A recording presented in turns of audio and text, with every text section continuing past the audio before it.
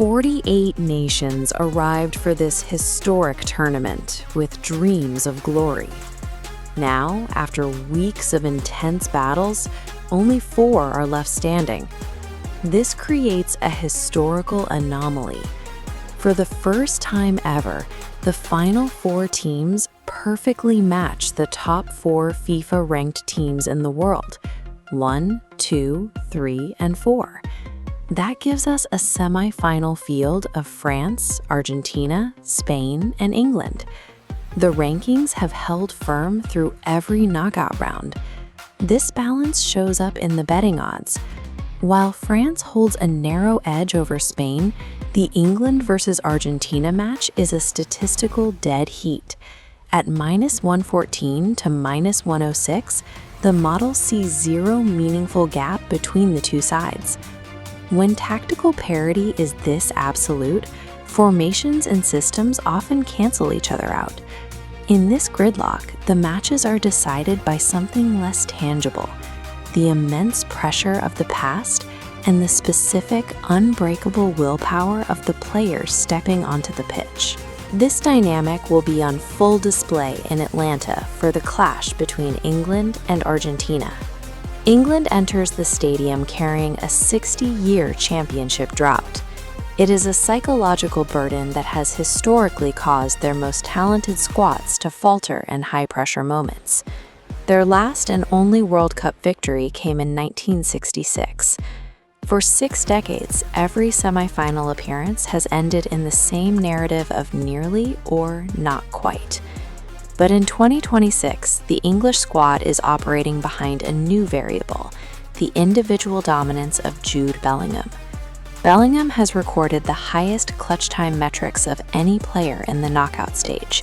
He secured the decisive goal in back-to-back matches, including the extra-time winner that finally broke Norway's defense in the quarterfinals. This level of consistent scoring in the final minutes suggests Bellingham is countering the traditional English pattern of late-match collapse, tilting the odds back toward a team that has spent 60 years waiting for a closer. Argentina arrives as the defending champion, appearing in their 6th consecutive World Cup semifinal, a level of consistency that England is still trying to replicate.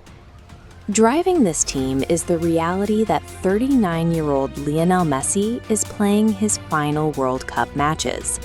As this chart indicates, he remains the focal point of the tournament's offense. Messi is currently tied for the Golden Boot lead with 8 goals, one ahead of Erling Haaland, who was eliminated in the previous round.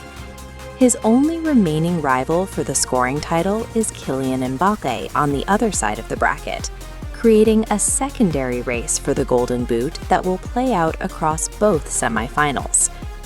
Messi's pursuit of a final trophy has pushed his younger teammates into high-leverage roles.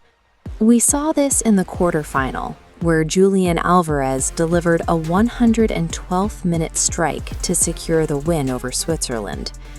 The team is playing with an urgency centered on securing one last victory for Messi, a motivation that makes standard statistical parity less relevant as the matches enter their final stages.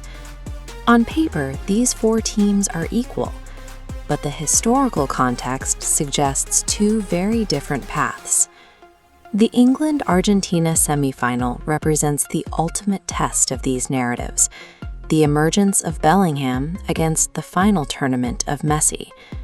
Whoever wins this match will either finalize the sport's most storied legacy or crown the next global figurehead of the game. The destination for that winner is MetLife Stadium in New Jersey, where the final will take place on July 19th. The stats say this is a coin flip. The history says it's a legacy-defining moment. Who are you picking to reach the final? Tell us your predictions in the comments.